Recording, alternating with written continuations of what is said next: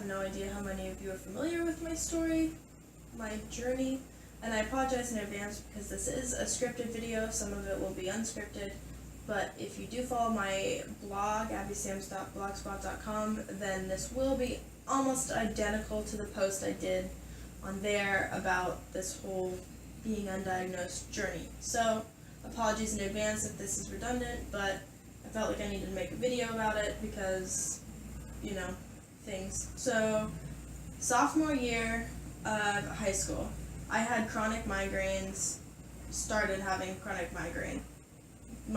One migraine for almost a full year. It put me in and out of the hospital. I missed almost 2 full months of school. I was all over the place, but never got a diagnosis. Just doctors telling me I was lying, or trying to get my parents' attention, or just trying to get out of class, not take tests, all that.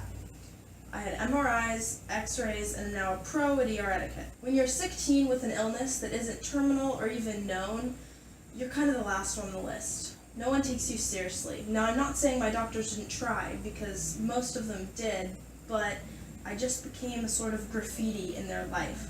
My symptoms filled a room that should have painted a beautiful picture of whatever condition I had, but often it just became a mess of different pictures. Some were similar to others, but ultimately it was unidentifiable. Chronic pain spread and got worse and worse towards my junior and senior year of high school. More graffiti entered my life. Doctors picked which pictures looked alike, which symptoms to listen to, and followed through with those medications. IVs, scans upon scans, more medication and more medication. I tried to learn every doctor, nurse, and PA's name to try and form some sort of connection to make them want to get me better. Once they said they couldn't do anything more and shoved me out the door like an unwanted puppy, I gave up. I reached a point where I didn't know which meds to keep taking, from which doctor, which to stop, what was a new symptom, what was a side effect of whatever medication. It all became this room that filled with paintings, and it drove me crazy. It used to be so clean and there was so much room to move around in, but now I was just shuffling around in rubble. Each fallen beam was a side effect of treatment, an emotion, a memory, a fear. Another thing falls and became permanent addition to my space, a side effect that never left. Now I can't hear the beams fall anymore. I'm standing in this room and I'm in pain now because pain is all I know. I want to yell at the doctors, but they gave me nothing but their time, and only just that. I've been in this graffiti-filled room for so long now that I'm trying to admire it, for it's become my home. I truly am a work of art with no title, and I have learned to love the rubble that has filled my room. I will sit here and continue to add new paintings and graffiti if that's the case, but I'm no longer desperately trying to scrub my walls clean and force 2 paintings to become one. All I want to do now is help people understand me and hopefully welcome someone else into this room. Being undiagnosed is a pain in the neck. People don't take you seriously. It's easy for me to pass as a fully abled cis white female, and I understand that there's a privilege that comes with that. And oftentimes, as soon as I do mention my disability, I'm automatically shoved under the rug and treated as differently. I'm gaslit by every doctor I meet.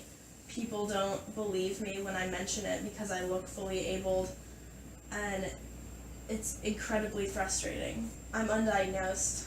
My symptoms just gather upon each other, and I learn more about my body every day, but that doesn't mean that all of a sudden I know what's going to be right with me. I'm going to continue to try and figure out what's going on, but ultimately going to doctor after doctor after doctor gets really exhausting.